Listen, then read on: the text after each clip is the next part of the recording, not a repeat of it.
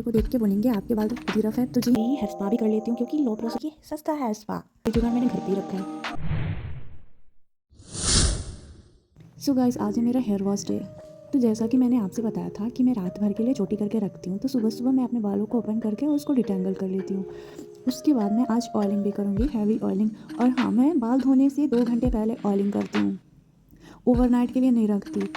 कभी कभी ही ओवरनाइट के लिए रखती हूँ, वरना मैं ज़्यादातर 2 घंटे पहले ही ऑयलिंग करती हूँ। ये मैंने अपने बालों को पूरी तरह से डिटेंगल कर लिया। अब कुछ लोग मेरे हेयर्स के टेक्सचर को देख के बोलेंगे आपके बाल तो खुद ही रफ है, तो जी हाँ, मेरे बाल बहुत ज़्यादा रफ है। एटलीस्ट मेरे बाल पहले बहुत ही ज़्यादा अच्छे थे, पर बीच में मुझे सीवियर हेयर फॉल हुआ। हेयर फॉल क्या, हेयर लॉस हुआ। उसके बाद मेरे बाल ऐसे ही झाड़ू के जैसे बच गए। अभी हालत ये है कि ऊपर से तो मेरे बाल अच्छे उगते हैं, पर बीच में आके टूट जाते हैं। इस वजह से चोटी मेरी नीचे आके पतली हो जाती है। ऐसे हर किसी के साथ होता है कि उनका बाल ऊपर से तो मोटा होता है, पर नीचे आके पतला हो जाता है। तो मैं ऐसा नहीं बोल रही हूँ कि मेरा बाल बहुत ही ज़्यादा सुंदर है, मैं भी क्योर कर रही हूँ, क्योंकि मेरे जैसे बहुत लोग हैं जो महंगी चीज़ें, महंगे प्रोडक्ट अफोर्ड नहीं कर सकते। तो क्यों ना हम घर की छोटी छोटी चीज़ों से ही अपनी देखभाल करें। हमारे हेयर्स ना 3 टाइप्स के होते हैं, लो पेरोसिटी, नॉर्मल पेरोसिटी और हाई पेरोसिटी। हमारे एक हेयर के स्टैंड में 3 लेयर होते हैं। सबसे बाहर में होता है क्यूटिकल, दूसरा होता है कॉर्टेक्स और सेंटर में होता है मेड्यूला।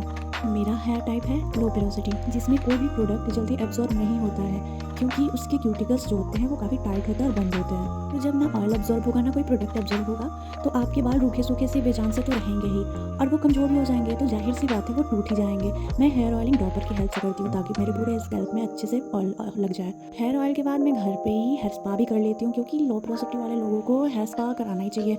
पर हम पार्लर में जाएंगे तो उतने पैसे कहाँ से आएगा, तो इसका भी जुगाड़ मैंने घर पे ही रखा है। स्कैल्प में ऑयल लगाने के बाद मैं लेंथ में भी अच्छे से ऑयल लगाती हूँ। उसके बाद लगभग 1 घंटे तक मैं अपने बालों को ना सिक्योर करके बन बना के छोड़ देती हूँ। मैं ऑयलिंग के बाद कॉम्ब यूज़ नहीं करती, क्योंकि ऑयलिंग के बाद अगर आप तुरंत ही कॉम्ब करते हो तो आपको बहुत ज़्यादा हेयर लॉस हो जाएगा।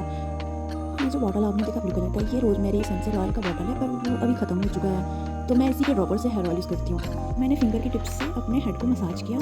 हेड मसाज करने से आपका ब्लड सर्कुलेशन आपके स्कैल्प में अच्छा होता है, जिससे आपके हेयर ग्रोथ भी होती है और हेयर की ग्रोथ भी होती है। और हेयर ऑयल से आपके स्कैल्प के पोर्स जो होते हैं वो ओपन हो जाते हैं, जिसके बाद अगर आप कॉम्ब यूज़ करते हो तो आपके बाल जड़ से निकलते हैं। हेयर ऑयलिंग के बाद मैं अपने बालों को बांध लेती हूँ, ज़्यादा टाइट नहीं, लूज़ बांधती हूँ, और कम से कम आधे घंटे तक वैसे ही छोड़ देती हूँ। तो ये रहा वो जुगाड़ू मशीन जिससे मैं अपने हेयर को स्टीम देती हूँ, यानी कि सस्ता हेयर स्पा। और बताएं आपको, ये बस मुझे अंडर 200 ही पड़ा था। इसके कई सारे फ़ायदे हैं। आप फेस को भी स्टीम दे सकते हो, फिर अगर आपको जुकाम हो रहा है तो आप उससे स्टीम भी ले सकते हो, प्लस आप अपने हेयर्स को भी स्टीम दे सकते हो, यानी हेयर स्पा भी कर सकते हो। तो ये काफ़ी अफोर्डेबल मशीन है। इसका लिंक मैं डिस्क्रिप्शन बॉक्स में डाल दूँगी, वहाँ से आप देख लीजिएगा। और ये कोई पैड प्रमोशन नहीं है, ये मैंने खुद के पैसे से लिया था और बहुत अच्छा है, तो इसलिए मैं आप सबको सजेस्ट कर रही हूँ। अदरवाइज़ आप अपने हिसाब से सोच सकते हो। गाइस, मेरे ड्रेस और मेरे बैकग्राउंड को थोड़ा इग्नोर करिएगा, मैं अभी सीख रही हूँ, मेरे पास यूट्यूब स्टूडियो नहीं है खुद का। धीरे धीरे सीख जाऊँगी सब कुछ अच्छे से। तो मैं ना अपने बालों को आगे करके और इस मग के अंदर डाल देती हूँ, जिससे हेयर में स्टीम अच्छे से पहुँच जाती है। और हेयर ऑयल के बाद हेयर स्टीम इसलिए लेना चाहिए क्योंकि हमारे बालों के क्यूटिकल्स ओपन हो जाते हैं, जिससे ऑयल अंदर तक एब्जॉर्ब होता है, फिर हमारे बाल शाइनी, हेल्दी और हेयर ग्रोथ भी होता है। तो मैं हेयर स्टीम लेने के बाद अपने बालों को 1 घंटे तक फिर से छोड़ दूंगी, उसके बाद मैं हेयर वॉश करूँगी। तो ये मैंने हेयर वॉश कर लिया और मैं अपने बालों को अब डिटेंगल कर रही हूँ। तो मेरे बाल ना थोड़े वेवी और कर्ली हैं, इस वजह से जब मेरे बाल 50% गीले होते हैं और 50% सूख जाते हैं, तब मैं जाके नीचे से ऊपर की तरफ बालों को डिटेंगल करती हूँ। और डिटेंगल करने के लिए मैं वाइट कॉम्ब, यानी वाइड टूथ वाले कॉम्ब, चौड़े दांतों वाले कॉम्ब का यूज़ करती हूँ।